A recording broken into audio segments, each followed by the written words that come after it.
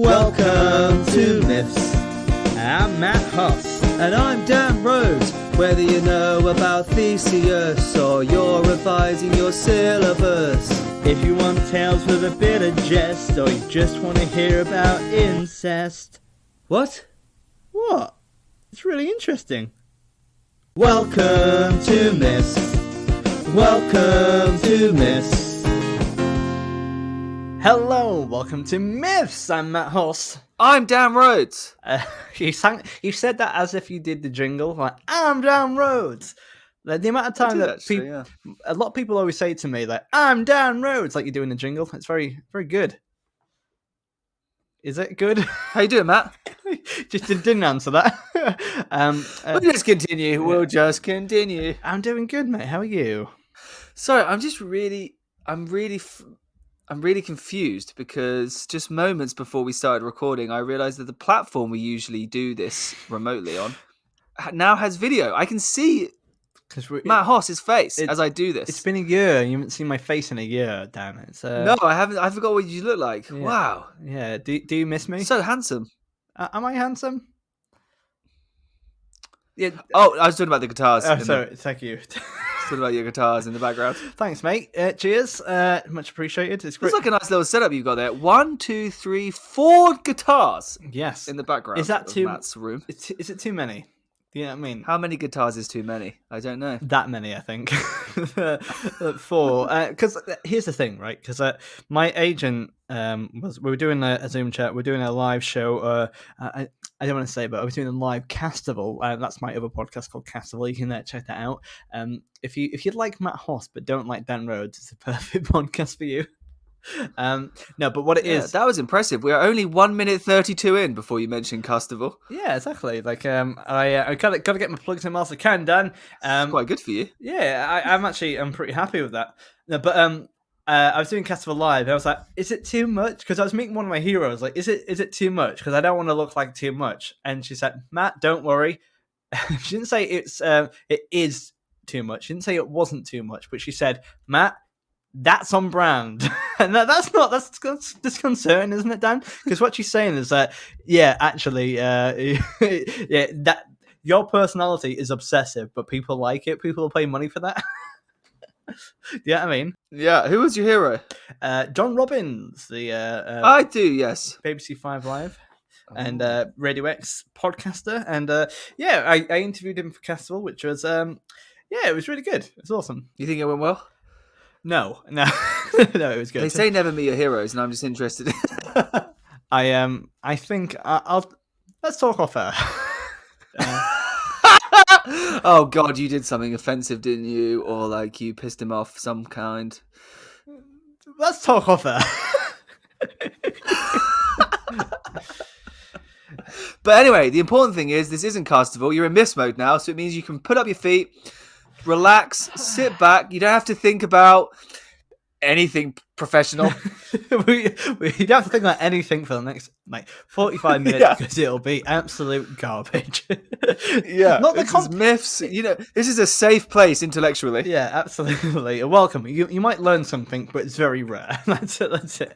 No, but honestly, I kind of miss Myths at the moment because it's I feel like we do a bit of a disservice to it because, like, it's we've been doing this podcast for a long time, haven't we, Dan? We have, but it's on brand. You see, your agent will understand. Yeah, but I actually do love Myths because it's the most relaxed ever in any podcast. By which I mean relaxed, I mean I feel very chilled out doing it. But when I talk to you, you make me realize some things about myself when I get stressed out. I feel it's the only podcast that makes me feel more stressed after doing it. Yeah, it's like therapy. It's like therapy, but like they add trauma whilst you do it, if you know what I mean. Yeah. But yeah, how are you, Dan? Are you okay? I'm good, Matt. I'm now employed, which is quite exciting. Yeah, congratulations. Can you talk about the job you're doing, or is it like secret? Oh my goodness. Let's just say it's for the government, and I may or may not be a spy. I said too much. Oh crap. See, like, I feel like this might be a super bluff. I feel you'd be quite good for MI5. Well, they thought so. If I had applied, they would think so. If I had have got which I didn't because I'm not a spy. That's the important thing. If there's one thing to take away from today, My new job isn't as a spy. Imagine if they MI5 be like, right, we've got this new guy, he's really cool, and like the person doing your vetting like just wasn't very good at it, being like, yeah, he's pretty cool. It's like, so Dan, what are you up to this weekend? Yeah, I'm recording the podcast. Wait, you have a podcast? Hi, I'm Dan. Welcome to MI5 Stories. You want to hear about this? Yeah. I have a podcast, but don't worry. I told them I didn't work for MI5. I have like, why would you even mention it? I'm like, that's the point. It was a double bluff. Yeah, absolutely. I'm like, trust me, he fell for it. It's don't worry, I have a podcast, but no one listens to it, so therefore it's fine. We can talk about what you want. Yeah, exactly. It's my mum already knows. Yeah. And obviously, hello, Chris. Hope you're doing good. So Dan, yeah, I'm really happy for you, mate. It's an absolute. I'm over the moon that you've got a job, and I do feel a lot less stressed in yourself now because it's been quite a tempestuous 6 months for you. Yeah, it's nice. Is that well, like... actually, it's been quite nice, relaxing 6 months. Yeah. Yeah, I feel like other people would have maybe been a little bit more like, oh my God. But actually, how often in life do you just be like, hey, chill out, sit back, relax? It was a shame that it was during, obviously, a global pandemic, so it wasn't like, do much socializing. But I sat back, watched a lot of TV, read lots of books. It was nice. But no, it's good to get back into the grind. I've kind of stagnate a bit, don't you, mentally? And you're like, oh, yeah, and I'd really do with actually something to get up for. And obviously, you were just so focused on myths that we really went through a lot, didn't we? We did a lot of myths, didn't we? In that time. Yeah, that was my full. I put all of my attention into this 1 hour a week. But yeah, I'm glad you're doing better, and if you would like to send Dan a letter of thanks, an email of thanks, why don't you email us at misspodcast@gmail.com. Oh, a letter would be nice though. Yeah, actually, what's your address? Do you know? Oh, well, we should have a PO box for myths, like a PO box where like people can be like, you send we it. We should. Well, if you want to be in a PO box, just write, just write, and we'll know. You know what I mean? In fact, if you email us, we'll give you an address. If I was you, go on. Well, you remember you sent me that book, that fabled last Christmas episode where it turned out I'd already been given the gift you sent me. Yes.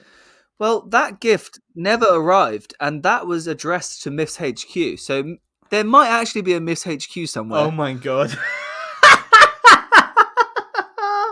That might actually... As a joke, you wrote Myths HQ, didn't you? And it never got to me, so I'm worried it has ended up somewhere. Well, here's the thing. I actually heard, to cut a very long story short, my mum sent a postage down to Kent, and it arrived about a month late. So there's still hope. I hope one day it will arrive, but but we'll never know, Dan. We'll never know. And I still haven't sent you We'll never know what happened. I still have never sent you the Purify book. But if you want to buy Purify, it's available on my website, www.matthosscomedy.com.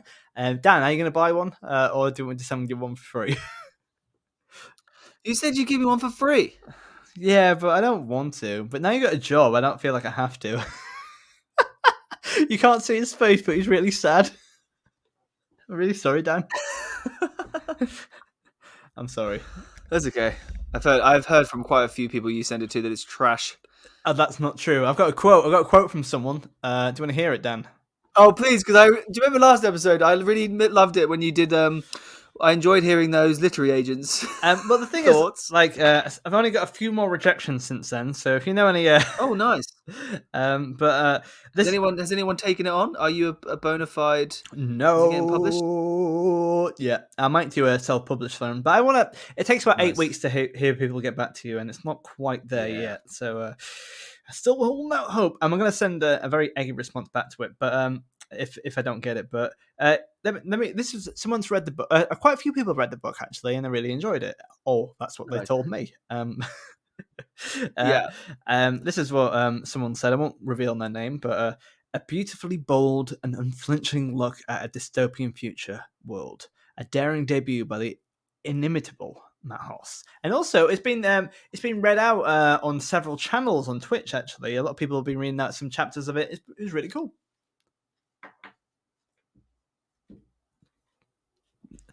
Was that review? And be honest, was it your mum?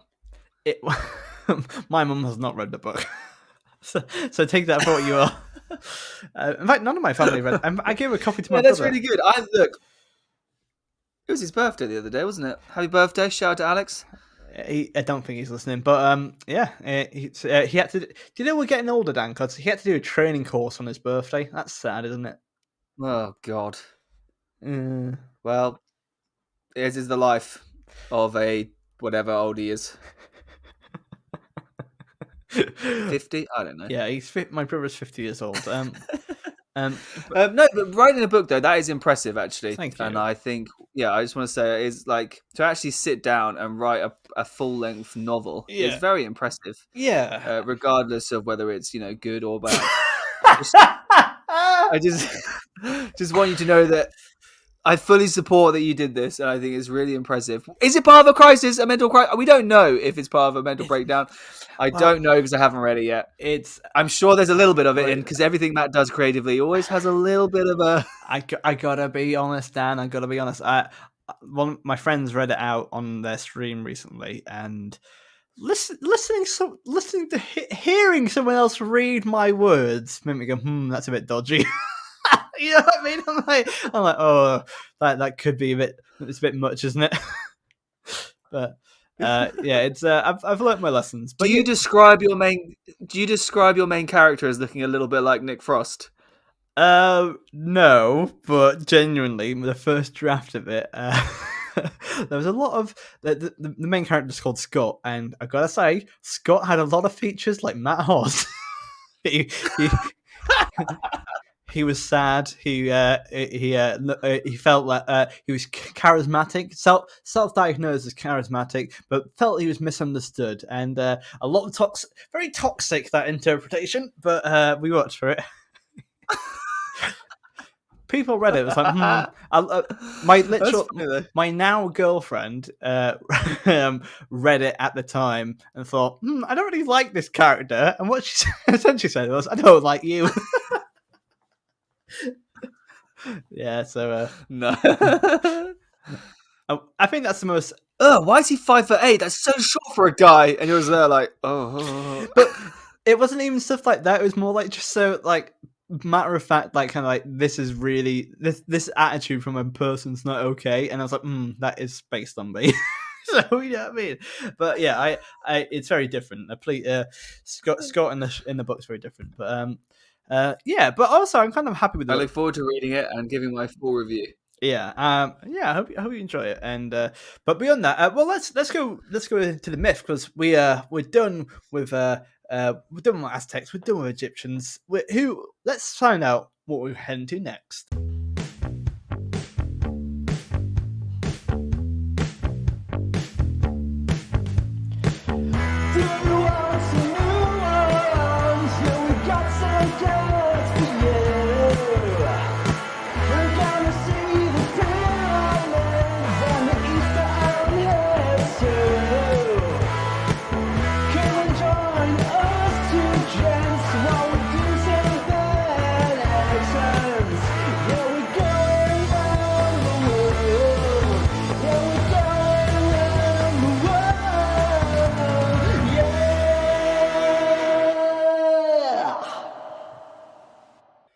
So Dan, we've done a lot of them. Let's get straight into it. I don't know what we're doing today. What mythology? You don't know what you're doing today, do you, Matt? It's a surprise. What civilization do you think we're going to do? Before you look at the obviously don't get up the document before. Don't read ahead. Well, I kind of have. What are you thinking? I have hopes and I have proper guesses, and yeah, I mean, I hope it's Mesopotamian, because I think that I've been doing some research on them recently, and I think you would like them. I don't think it is. But I'm going to guess. My guess is Celtic. Okay, interesting. Matt, would you like to open the document and tell us, please? I am currently scrolling down. Ooh, Aztecs. Yes,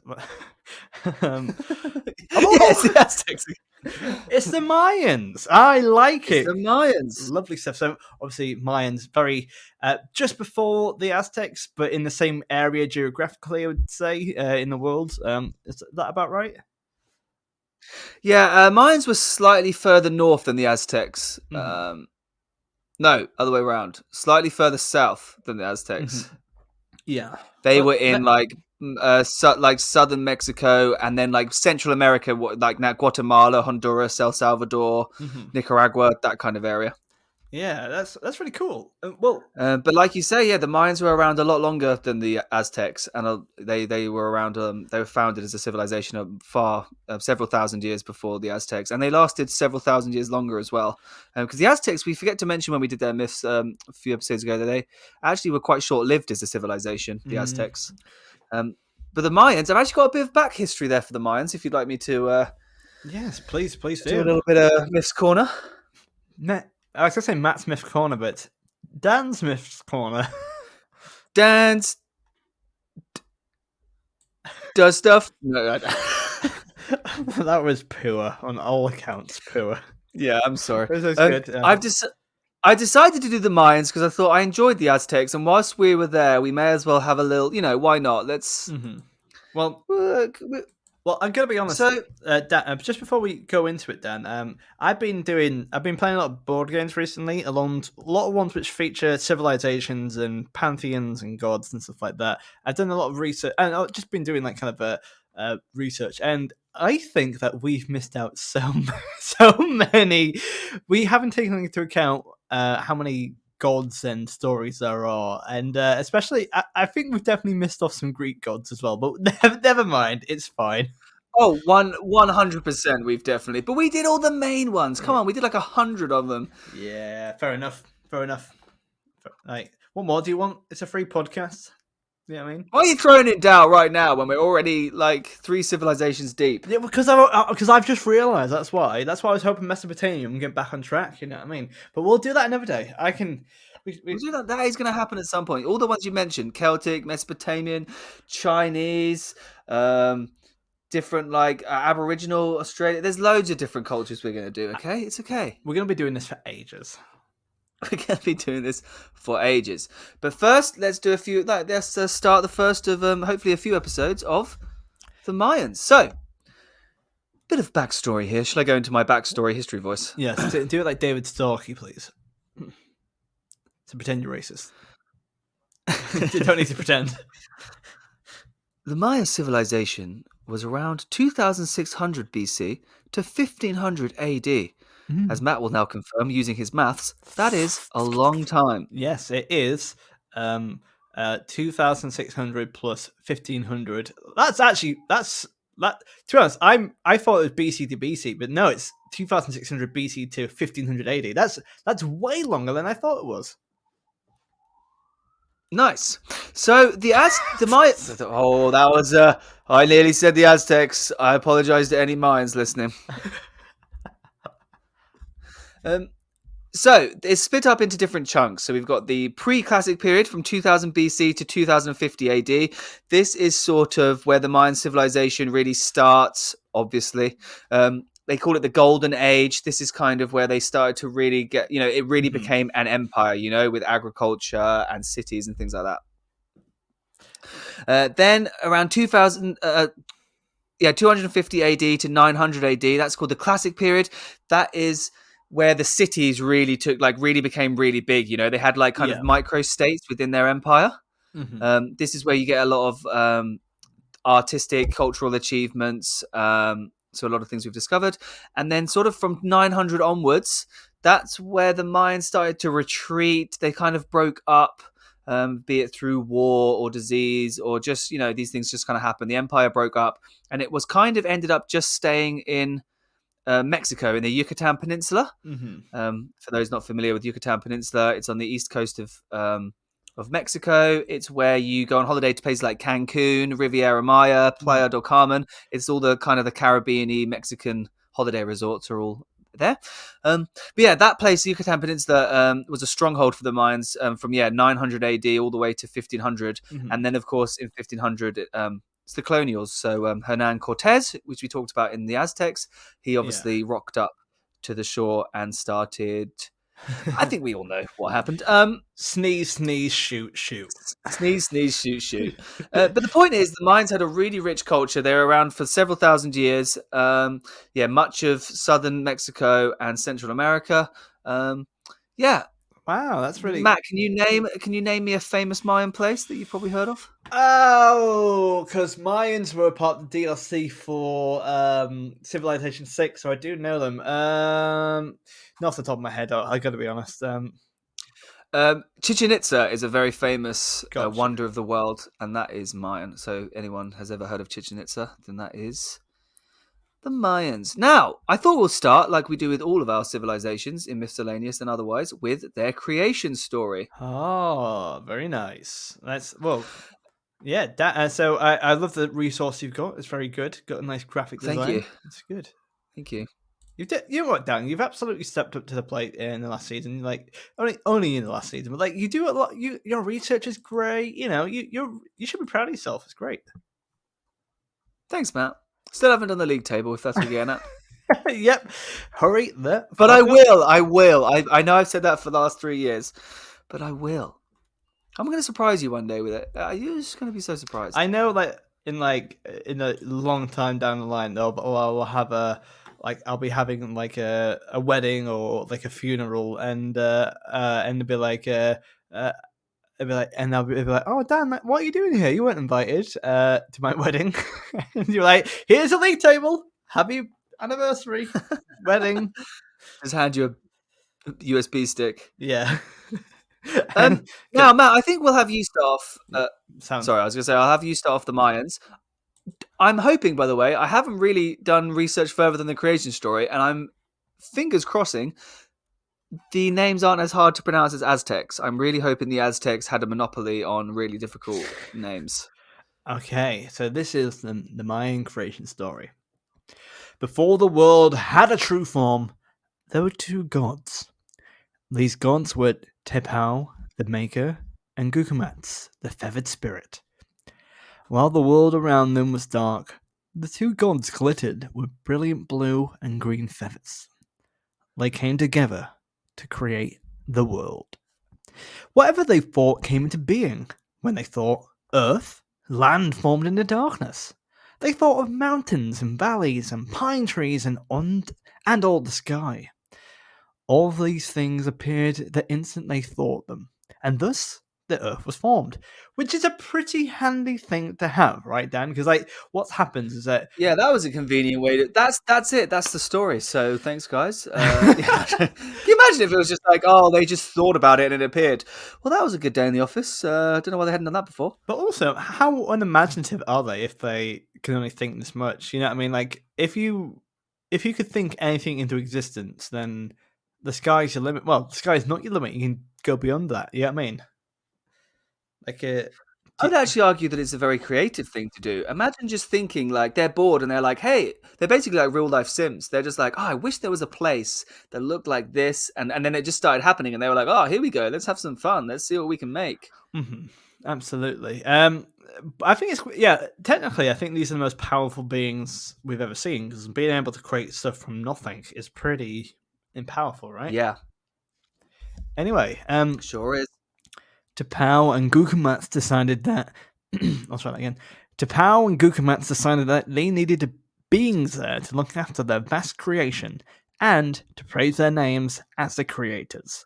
Which I realized, Dan, we're a bit like Tepau and Gukumats because we need followers, not because to enjoy the content, but just tell us to give us praise. You know what I mean? So if you want to give us praise, just tweet us at Miss Podcast. We want your praise, don't we, Dan? We do. Can I also say, I love this already, that they were like, wow, we just made a really awesome thing. We need to make more things that can praise us for making this awesome thing. Yeah, exactly. They are... Why is no one praising us? Really entitled, isn't it? So, they created deer and birds and panthers and serpents and all the creatures that roam Earth today. And one of the creators shouted, Dan, would you like to do us the honours? Now praise us. Say our names. I actually think it'll be like maybe I think it'll be slightly deeper than that. Can you try that again? Now praise us. Say our names. Commanded the creators. But the animals could only roar, or howl, or bleat, bark, tweet, or moan. They tried as hard as they could to speak, but they could not. They chirped and mewed at the top of their lungs until the noise was so deafening that Tapao and Gukumat ordered them to stop. Disappointed, the makers agreed that they would have to create better beings, ones who would be able to worship them properly. Now, again, very entitled. Like, they made all the animals on Earth, and then like, you know what? These animals aren't good enough. And like, they could think of like, why don't you just get a pig to clap you? Do you know what I mean? Like, just get they could think of that, right? Do you know what I mean? It's just staring in a jaguar's face like, you piece of shit. You are so useless. Absolute shit. Yeah. And the first race of men were made from wet clay. The creators gave them life, and the first men tried to speak, but instead, they crumbled apart soon after they were made. The Maker and the Feathered Spirit were determined to create a hardier race of men. Now, you know, it's not the first time we've had someone make people out of clay. Remember Pygmalion during the Weetabix episode? I do remember Pygmalion. Weetabix episode, yep. He made a clay woman to bang. Yeah, absolutely. This is less creepy, to be fair, and I've got to say, from the get-go, all around less creepy. Bit egotistical, It is. but nice.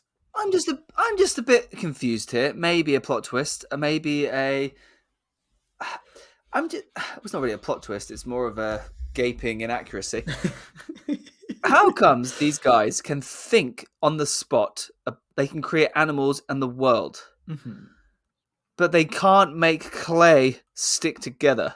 Yeah, that's what I mean. Like, and also not to be. Can't they just think up a human? Clearly, they can think up loads of cool stuff. Or is this because this is even more complicated? They need to actually have to make it properly. Yeah, maybe so. I think that might be the point. But also beyond that, though, isn't it kind of weird that where did these two gods come from? And they don't say what the gender of Gukumats is, or either or, to be fair. But the pictures we have suggest. Oh, I'm sorry, man. I didn't know gender was so important to you. It's not to understand a narrative. It's not, but wow, that is such a Matt Hoss thing to say. The pictures we have suggest that there's two males. He's always what's going gender. Oh my goodness! That's gender's a spectrum, and it's a ever changing thing. And yeah, I for my work. Maybe they were gay as well, Matt. You got a problem with that? No, oh my god. Please don't stress me. We don't want to have a big edit. They weren't white, Matt. God forbid. My goodness. Always with you and the. I'm genuinely stressed out because now I'm going to have to edit that. I know. I love it. So don't give me more work to do, Dan. I'm a bad friend. Yep. No, you're fine. Right then. So they tried clay. So clay hasn't worked. They've just crumbled, and they're like, "Well, that failed." These pieces of clay aren't going to praise us any more than the animals are. Yeah. But let's see what happened with the second race of men. These were carved from wood. These were much stronger and were able to walk and talk and multiply. But these men had no minds. And their hearts were empty. They had no memories of their creation, and when they spoke their words, they were just meaningless and empty. I guess you could say they were a bit hollow. Do you get it? Wood. That was good. Joke. That was nice. That was really good. You gave it nothing. You absolutely nothing. That was worth a chuckle. Do you want to do it again, and I'll laugh? Thank you.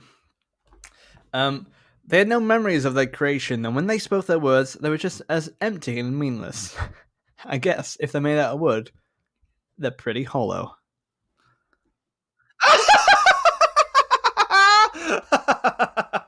Oh, that Matt, so whimsical. I knew the exact. I'm sorry. I knew the exact laugh you were gonna do, and it really pissed me off because that's why I delayed it a little bit longer than usual. I was like, oh, I don't want to. I know the laugh he's gonna do, and it always hurts me when you do it. Anyway, I'm smirking. these wooden people could not praise their gods. T'Pau and Gukumat sent a great flood down to destroy them. That's probably unnecessary. They commanded the That's animal. overkill. Oh well. Absolutely. They commanded the animals to attack their survivors and tear them to pieces. Again, that's so hardcore. Like they just had a flood and like, right, pigs attack. The few who managed to escape fled to Can you imagine surviving the flood? Oh my god, we survived the flood! Wait a minute, what's that screaming horde of animals running towards us? Oh god, no!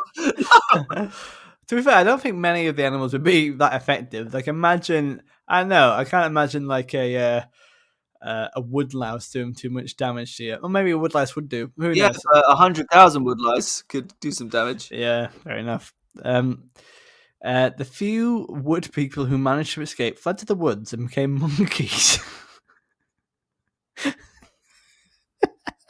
They became monkeys, Stan. Why is that funny? It just really caught me off guard. like, why was that? Like, wouldn't they have created monkeys? Surely, like that doesn't make sense. No, I like that idea because monkeys are very similar to humans. So it's the idea that they're like a second type of human. You know, they're like the first attempt. I like that. It's cute. Okay, that makes sense, I suppose, but it's still odd. The creators left them there, and as an example, to the next race of men. The Maker and the Feathered Spirit thought for a long time about how they should make the race of men they wanted. There seemed to be no perfect material to build them. Finally, some animals brought the gods a stack of white corn, which grew on the far side of the earth. T'Pau and Gukumats ground this into a paste and formed 4 individual men.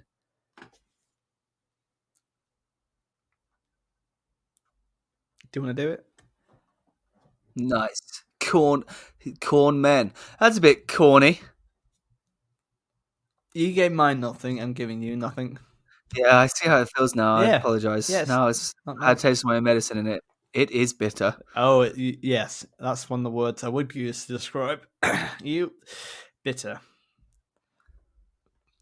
The new beings seemed perfect. They were sturdy enough to last, and their minds were rich with thoughts and feelings.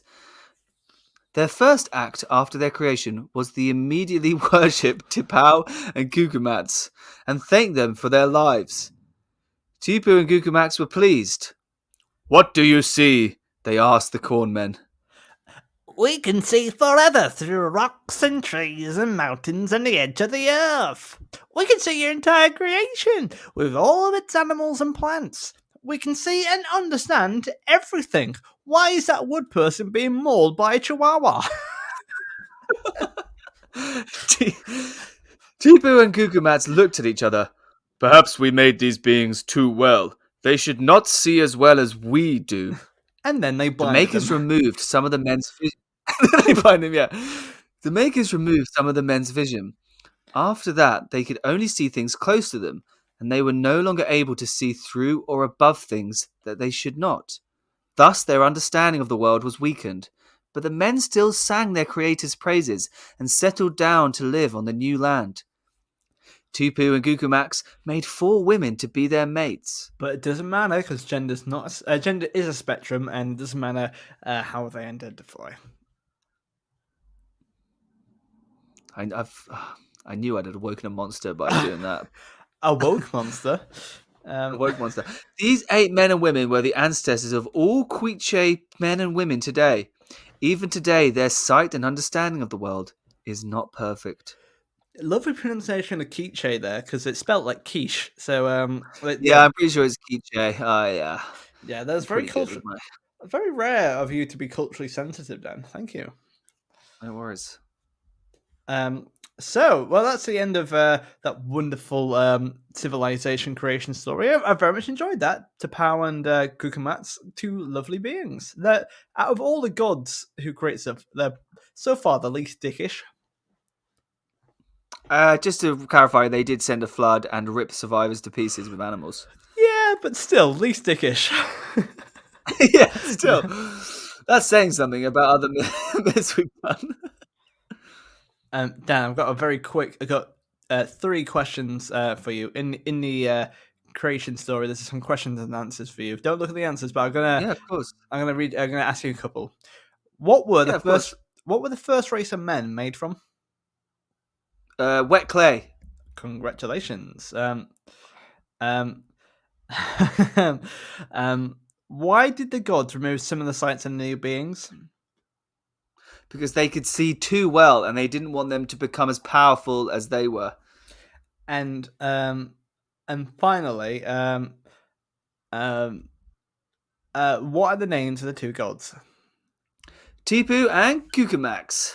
And also, my favorite one at the end, which isn't really a question answer, is if you had to make a race and man, what material would you use them for and why? That's not a question and answer. You know what I mean? Like that's just like, answers will vary. It's just an open-ended question. You know what I mean? Absolutely ridiculous.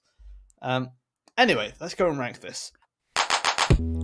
Hey there, my name's Matt Huss, and in this link I have an American accent, and I advocate the safe use of missed podcasts in small doses. All right. So yeah, that's the first start of the Mayans. That's the creation story. And now we do what we always do, which is to rank them. 4 categories, each 1 out of 10, giving us a total out of 40. And they are, Matthew Hoss? Life skills, morals, creativity, and what the fuck? Said exactly like that. Perfect. So let's do life skills. So these are the practical things we've learnt. Start us off, please, Matt. Okay, so practical things we have learned. We have learned to create the earth with our minds and only our minds. With our minds! Woo! That would look good on a CV. I created the earth with just my mind. And you could prove it quite easily as well. Be like, well, I just make another one in front of you. Bam, done. Yeah. We learned how to make animals. We learned how to shred some wood. We learned how to make people out of clay, and we use our resources: clay, wood, corn. Mm-hmm. We learned how to send a flood and murder many people. We learned how to commit genocide. Yeah. We learned how to make monkeys. We learned how to blind someone. We learned how to blind someone. I don't think it's tons. I'm gonna say if there's a lot. I'm gonna say 5. I think it's a 5 or a 6. I would agree. 5's pretty average. Like 5 is always what we give, what we think is a myth that doesn't have any less, doesn't have any more than you'd expect. I'm tempted to give it a 6 though, just because of how many. There was a lot of other stuff, but all creation myths involve some form of practical creating, or else they wouldn't really be creation myths. Yeah. Okay. 6. Boom.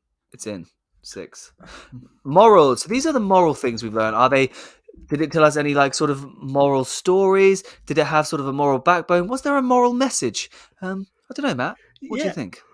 Well, I think the main one we have is quite clearly that if you don't succeed at something first, keep on trying and through adversity, and don't give up because you'll get there eventually, right?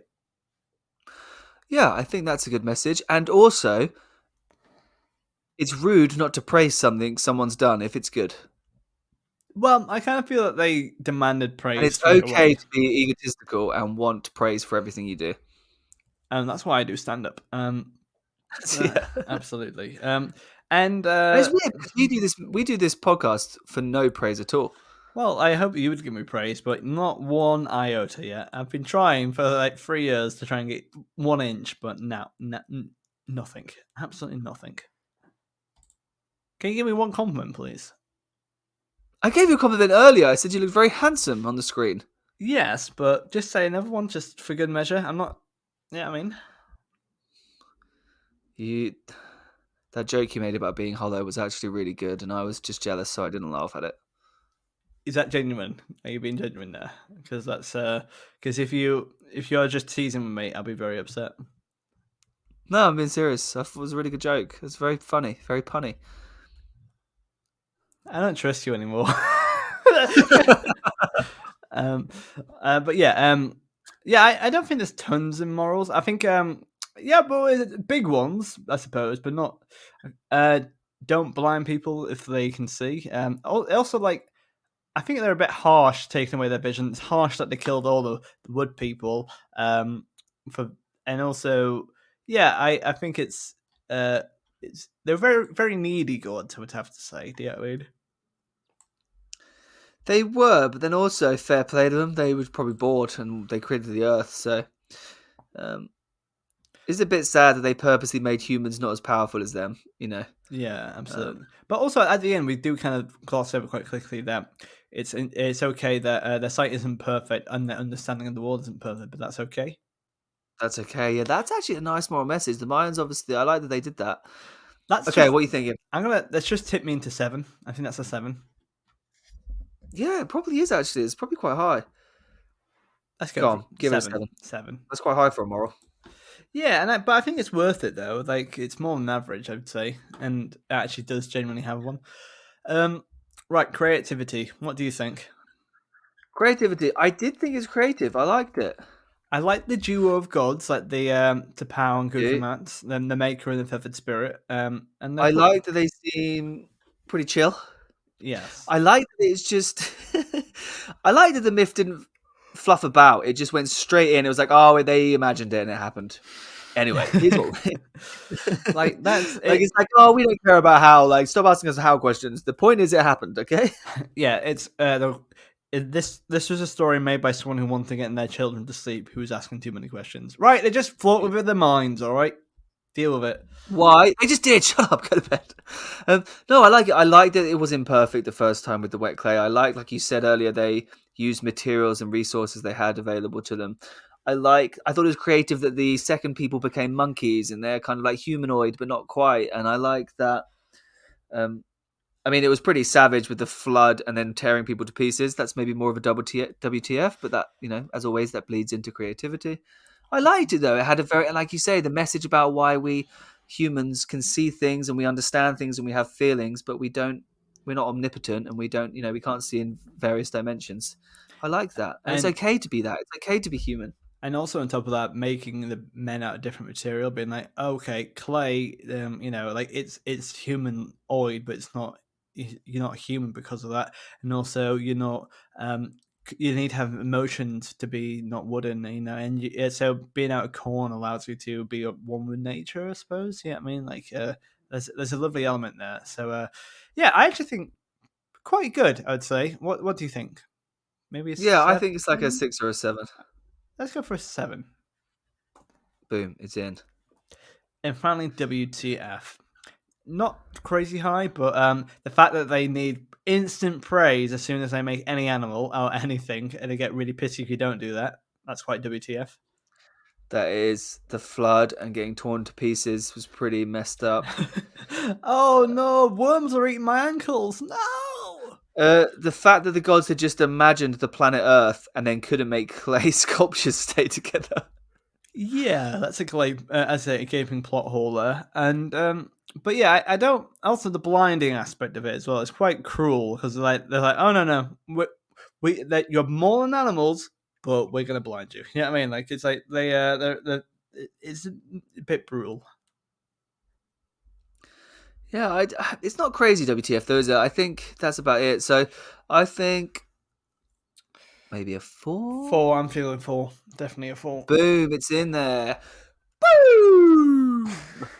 6 plus 7 plus 7 plus. Sorry, that boom is the famous episode 126. Scores are in.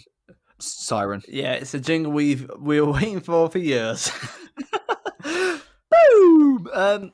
So that's 6, 7, 7, 4. As always, listeners will know that we are awesome at maths, so just give us a couple minutes to work that out. 24, is it? 4, 6, carry that. Makes it 10, 7, and 7. 24! I said that literally 20 seconds ago, but never mind. Whatever. Fine. I think that's pretty good for a creation myth. That's not bad, actually. Yeah, that is pretty good. That is pretty good. Matthew, did you enjoy that first episode of The Mayans? Yes, and I can't wait to call the Mayan my own. There we go. Yeah, that's another bit of lovely piece of business. Get it? Get that? I like that. Yeah. As always with myths, we've accidentally managed to nail it in 45 minutes. Yeah, actually, usually it's at this point we would be well, usually most recordings take about 3 hours because we just waffle on. It's a very hard edit. But yeah, thank you for listening. It's been an absolute joy. I hope you've enjoyed the Mayans as much as we have. It's been great, hasn't it, Dan? It has. I look forward to hearing hopefully some. There's going to be plenty more little Mayan stories. And if you like to request any civilization or any specific Mayan myth, why don't you get in touch with us at mythpodcast@gmail.com. And if you like what we do, make sure to subscribe and tell your friends, because we don't really do a lot of social media these days, so it's kind of like a word of mouth thing. So if you like it and you like daftness every so often, please share it with your friends and give us a 5-star review on Apple Podcasts as well. And if you like what I do, follow me at matthosscomedy.com, and there's tons of stuff on there. There's books, there's my Twitch channel, and Castello as well. And Dan, what are you doing? I am going to go and do my job that may or may not be spy stuff. Now, Dan, I don't want to pry into your new job, but have you ever met someone called I won't say the full name, but J. Bond? Have you heard of them? Yep, Jeff Bond. He is Bond. He's my manager. Yeah, he works in finance. Yeah. I do the payroll. My name's Bond. Jeff Bond. He's one of the HR guys. Yeah. Well, we look forward to hearing more about that. But thank you for joining us once again. I've been Matt Hoss. I've been Dan Rhodes. And this has been Myths Podcast. See you next time. Bye. See you next time, everybody. Bye. Myths.